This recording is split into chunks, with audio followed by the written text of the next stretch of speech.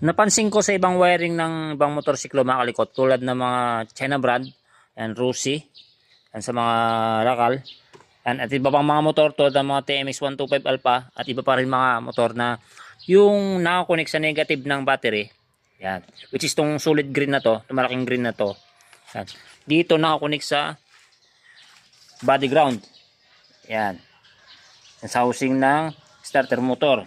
Then, yung galing sa wire harness ng motor, wala na nakakunik papunta sa negative ng battery, which is nagsusupply na lang ng ground connection or negative connection sa wire harness, yung galing sa body ground na mismo. Wala nakakunik sa negative ng ating battery.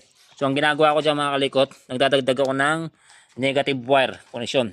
So ang gagawin ko dyan, itong wire na ito mga kalikot, yan.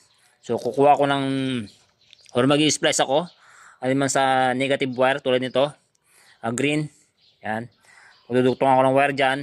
Then, yung dulo nyan, is either na ikukunik ko, dadirect ko sa negative ng battery, or dito ko na siya sasama. Yan.